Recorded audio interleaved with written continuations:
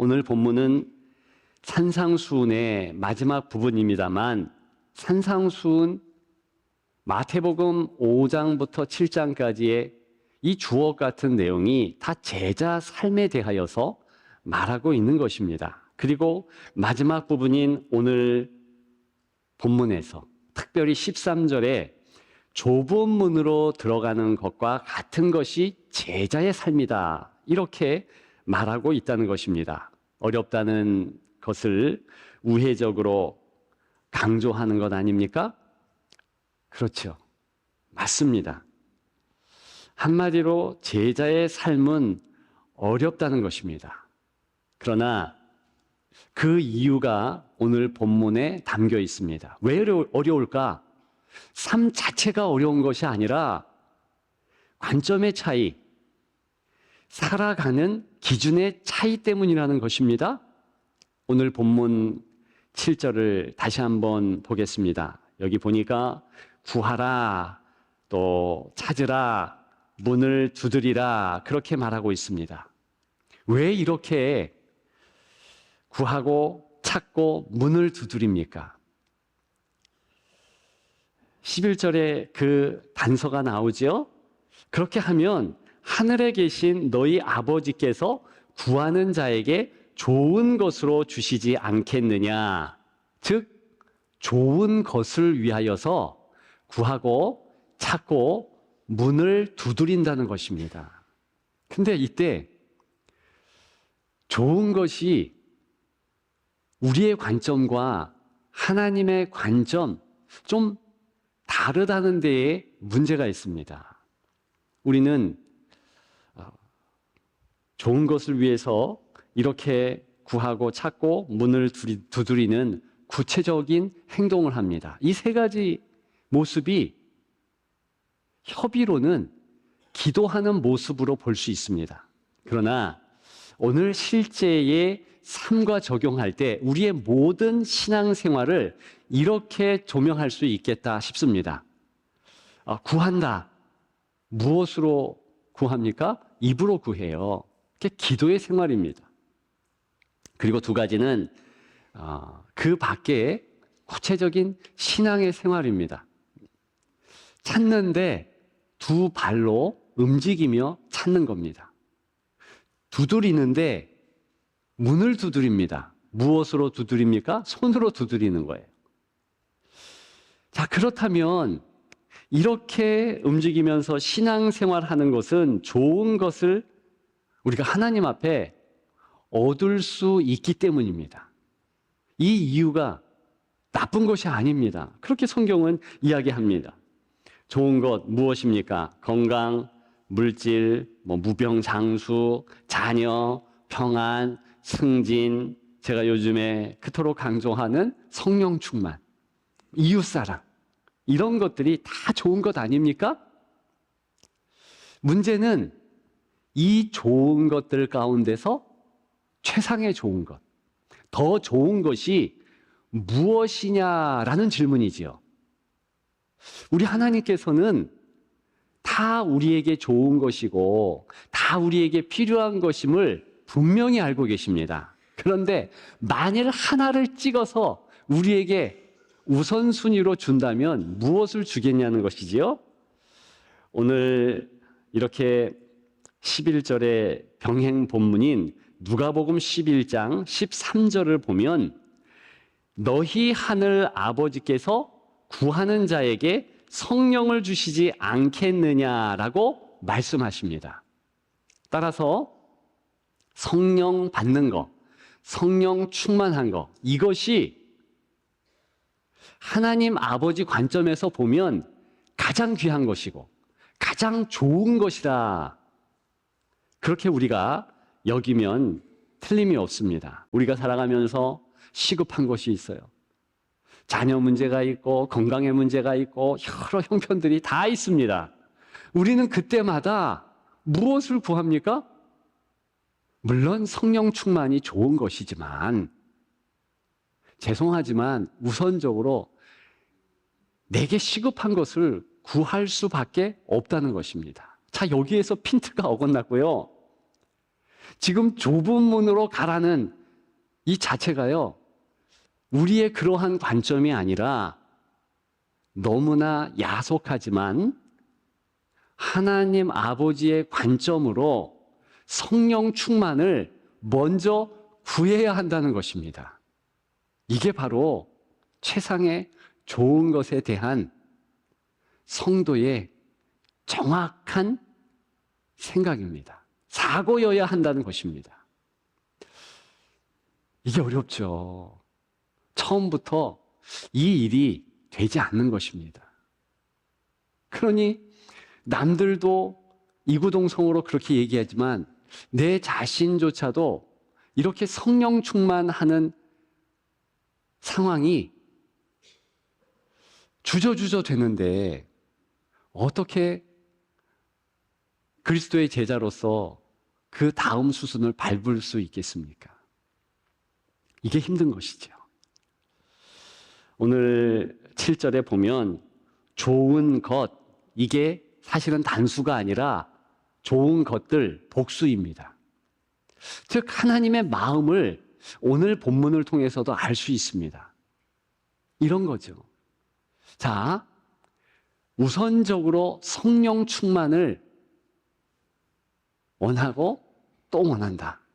그리고 바로 성령 충만 받았을 때 그 성령 하나님을 통하여서 이제 너희가 원하는 좋은 것, 수능 시험에 좋은 점수도 될 수 있고 자금이 될 수도 있고 그런 것들 함께 주신다는 뜻입니다. 그래서 복수형이에요. 누가복음과 오늘 본문인 마태복음을 통하여서 우리가 하나님 마음을 그렇게 알 수 있다는 것입니다.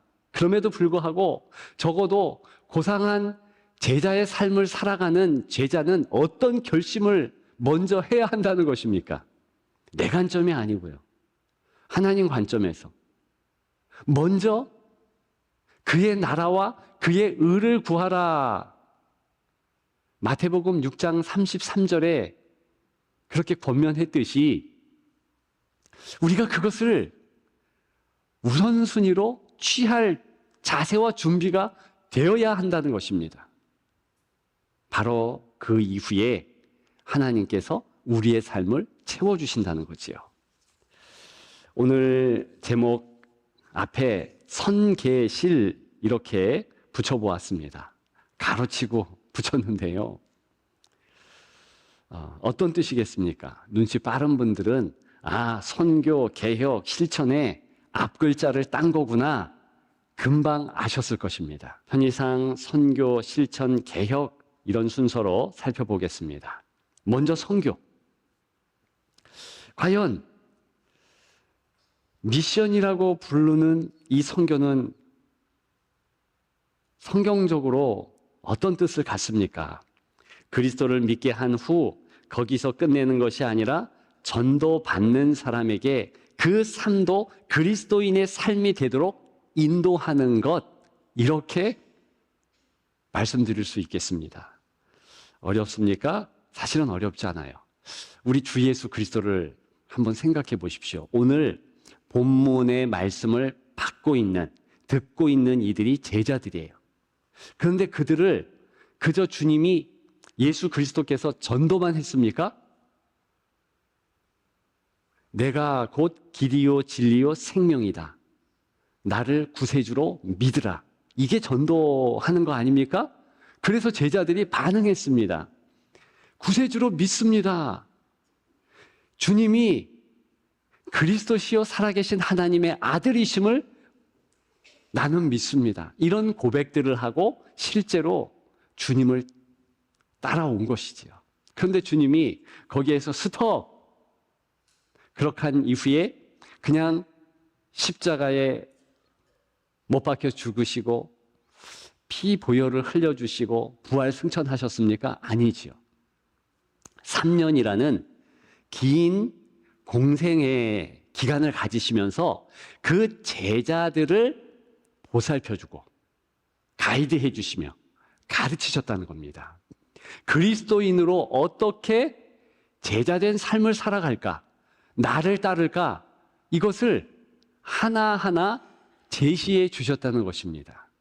바로 이렇게 주께서 행하신 것이 선교하는 것입니다. 자, 이제는요, 우리 편의상 선교를 어떤 바운드리, 경계를 긋고 여기까지는 전도, 이후부터는 선교, 그렇게 말하지 않습니다. 국내에 전도하는 것은 국내에서 이렇게 복음을 증거하는 것을 전도, 국외에서 복음을 증거하는 것을 선교, 이렇게 선교하지 않는다는 것이죠. 그리고 내 이웃을 전도하는 것, 그것만 전도고, 또 이제 다른 세대들 그렇게 나아가서 전도하는 거 선교다, 그런 구분전도 사실은 필요 없다는 것입니다. 그저 만나는 이들 누구라 할지라도 예수님처럼 주님을 믿게 하고 그 다음에 이렇게 살라, 이렇게 변화하라 제시하면 그게 선교하는 거입니다. 그렇다면 오늘 본문과 연관해서 선교하는 일에 가장 중요한 것이 무엇인가? 그것은요, 무엇을 기도하는가, 무엇을 구하는가, 바로 구하라는 부분이죠. 이미 말씀드렸습니다. 내 좋은 것을 구하기 이전에 하나님의 관점에서 하나님이 원하시는 그 가장 좋은 것, 먼저 그의 나라와 그 의를 구하는 것, 다른 말로 하면 성령 충만 받는 거, 그것 먼저 구하고 그걸 위하여서 마음을 다 두는 그 모습, 그것이 사실은 선교하는 일에 가장 중요한 것입니다. 저와 여러분들이 선교를 생각할 때 반드시 기도의 자리로 나아가야만 합니다. 사실은 선교는 하나님이 시작하고 하나님이 끝을 맺는 겁니다. 그렇다면 우리가 어떻게 동역할 수 있겠습니까? 기도하는 거거든요. 왜 우리가 자녀 세대를 품고 선교하고 기도해야 합니까? 이 시대가요, 자녀 세대가 미전도 종족이 되었습니다. 그리고 하나님의 축복일까요? 우리 사는 이 한반도에 많은 외국인들이 그들의 종교, 그거 불문하고 들어오게 되어 있습니다. 나가서 선교하려면 힘드는데 그들이 들어와서 우리에게 전도해 주십시오, 선교해 주십시오, 그러면서 이렇게 다가오고 있어요. 감사하게도 제가 과거에 그런 일들을 행했거든요. 얼마나 외국인들을 전도하고 선교하기 쉬운지요. 그저 보살펴주면 돼요. 그리고 그렇게 나아가서 먼저 그들에게 기도하는 법을 가르치는, 하나님 찾고 하나님이 원하시는 성령 충만을 위해서 그렇게 기도해라, 이렇게 행하는 것이 선교입니다. 두 번째, 실천을 살펴보십시다. 실천이라는 한자어 제가 찾아보니까 실제예요. 우리가 실천하는 교회 할 때 그 실천 얘기하는 겁니다. 네, 천자가 무슨 천자인 줄 아십니까? 저도 처음 알았어요. 이게 밟을 철자예요. 밟을 천. 실제 두 발로 밟는 것을 의미합니다. 오늘 본문과 연관져서 생각하면 발로 찾아가는 바로 그런 모습이죠. 이것은요, 정말 사랑의 실천을 의미합니다. 이렇게 발로 움직이는 모습을 생각하면서 저는 금요일 날 성령 집회 때 기도했던 본문 이사야 35장 3절을 말씀 안 드릴 수가 없어요. 거기 보면 하나님께서 우리에게 정말 원하는 행동 두 가지가 있는데 그 가운데 한 가지가 이 발의 행동이에요. 발. 떨리는 무릎을 굳건하게 하라, 이런 억구입니다. 근데 우리는 그 억구를 들을 때 이게 무슨 말이야? 잘 모르죠. 근데 이스라엘 사람들은, 유대인들은 금방 압니다. 그 문화가 성경의 문화니까. 그 뜻은요, 무릎, 발, 이것은 반드시 이 예배와 관계됩니다. 무릎을 꿇어서 부복하는 모습이 예배하다라는 그런 모습이거든요. 그러니까 무릎 꿇다, 예배하다 똑같은 그런 동사를 씁니다. 그리고 바로 그런 모습이 축복받는 모습이기에 축복받다, 축복하다, 축복하다라는 단어도 똑같은 단어예요. 바라크 그러면 무릎을 꿇는다 그 뜻도 있고, 두 번째로 예배하다 그 뜻도 있고, 그리고 축복하다, 축복받다 그런 의미도 포함됩니다. 그러니까 오늘 본문도 이렇게 복의 발걸음이 되어서 찾으러 나가고 사랑을 주고, 그리고 그들에게 권면해서 예배의 자리로 함께 나가는 것, 이거 자체가 하나님이 기뻐하는 구체적인 행동이라는 것입니다. 여러분들 아십니까?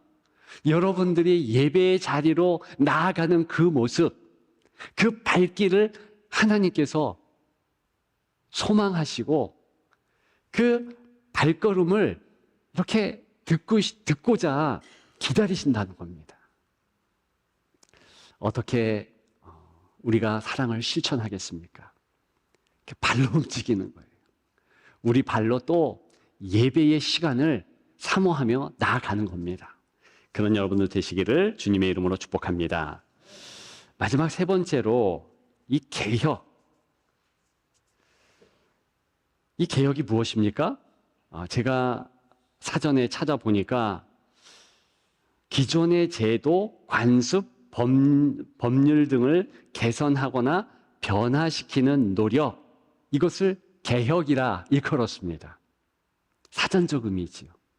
그래서 용례적인 이 개혁의 쓰임새가 있었습니다. 그것은 조직을 개혁시키고 시스템을 개혁시키고 뭐 이런 것에 많이 썼습니다.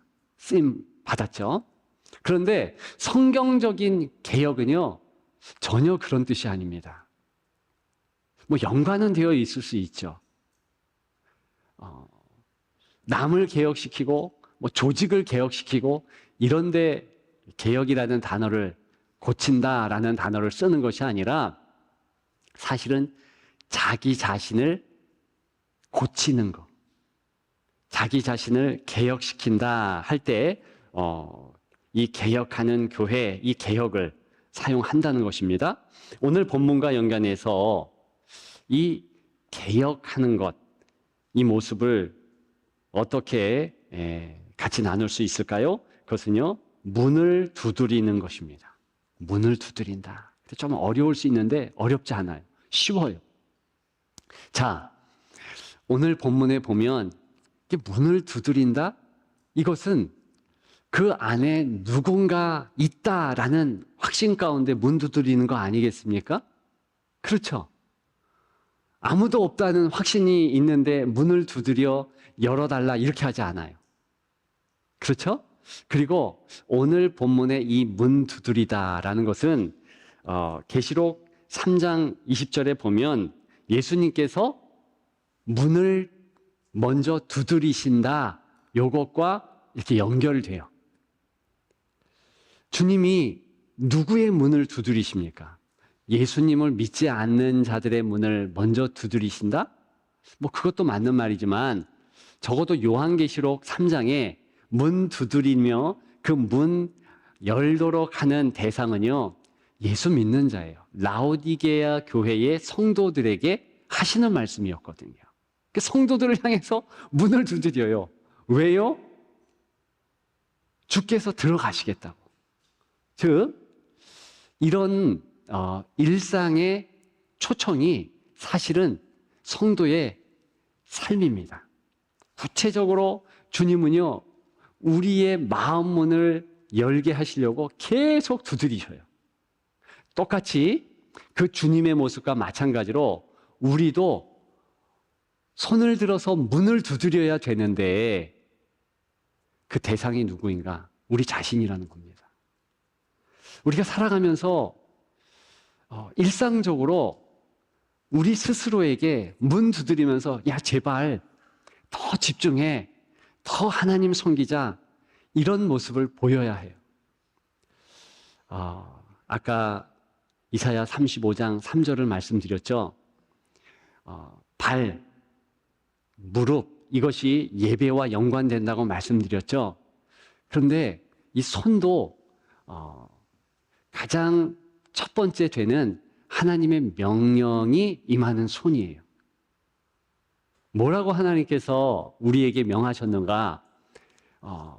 약한 손을 강하게 하라. 이렇게 이사야 35장 3절에 이야기합니다. 약한 손을 강하게 하라. 그러니까 우리는 느낌이 없죠. 그런데 이스라엘 사람들은 그게 무슨 말인지 금방 압니다. 왜 이 손이요. 이렇게 손을 올리다 하면 바로 손 올리다라는 그 동사 자체가 찬양이라는 단어거든요. 야다라는 단어인데요. 그래서 이스라엘 사람들은 무조건 손만 나오면 찬양하다, 이것을 연관시킵니다. 오늘 본문도 뭐 어거지로 연결하는 것이 아니라 정말 이렇게 손을 들어서 마음을 두드리는 이 모습이요, 이 자체가 일상의 찬양을 유도하는 그런 귀한 내용을 담고 있다는 것입니다.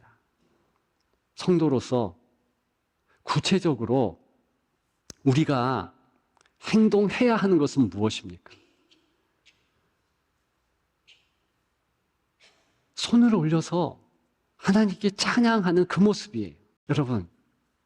여러분들이 그냥 입을 벌려 찬양하는 것과 실제로 손을 올려 찬양하는 것은 이 차원이 다릅니다.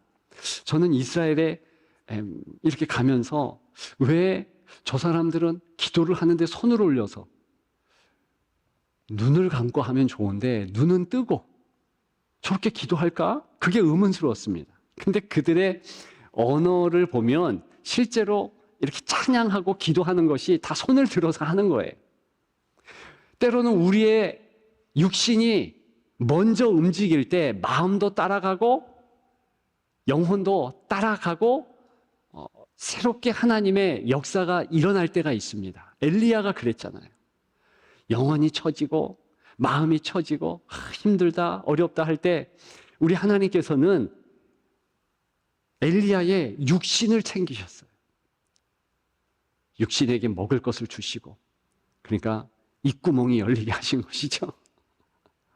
그랬더니 마음이 동해지면서 또 영혼까지도 은혜 안에 있게 됩니다. 새 힘을 얻는 그런 방법이 나오거든요. 우리도 똑같습니다. 때로는 지치고 힘들고 어려울 때 손을 들어서 내 자신을 향하여서 두드리는 겁니다. 깨어라, 찬양하라, 기도하라. 그럼 어떻게 될까요? 우리 안에 성령께서 이제는 먼저 주께서 두드리셔서 우리 안에 내주하셨잖아요. 그런 우리이기 때문에 주고받는 그런 관계가 이미 되었기 때문에 마음을 활짝 열고 주여 도와주옵소서 하면서 내 스스로가 깨어라, 기도하라, 찬양하라 하면 언제든지 어떤 상황이든 우리가 이겨낼 수 있다는 것입니다. 이제 말씀을 마치려고 해요. 오늘 제목이 무엇입니까? 제자의 삶은 어렵습니다. 그렇게 결론 맺을 수 있지요. 그런데 사실 오늘 본문은 반전의 제목을 주고 싶어 합니다. 제자의 삶도 쉬울 수 있다 말하고 싶은 거예요. 왜 그렇습니까? 미리 각오하고 미리 결단하고 내가 내 관점이 아니고 내 기준이 아니고 하나님의 관점, 하나님의 기준으로 나아가면 제자의 삶 쉽다는 겁니다. 그 결단만 하고 하나님 앞에 나아간다, 그렇게 각오만 하면 그 이후는 하나님이 책임져 주신다는 겁니다. 실제로 제자들의 삶은 쉬웠습니다. 사도 바울을 보십시오. 예레미야를 보십시오. 가장 힘든 현실 가운데 그들이 온전히 하나님을 바라보았더니 웅덩이 가운데서도 또 사방팔방이 다 막힌 감옥 가운데서도 항상 기뻐할 수 있고 쉬지 않고 기도할 수 있었으며 범사에 감사할 수 있었습니다. 그런 여러분 되기를 소망합니다. 하나님의 은혜가 함께 이후에 모든 제자의 삶이 쉽다. 이렇게 간증하시는 여러분들 되시기를 주님의 이름으로 축복합니다.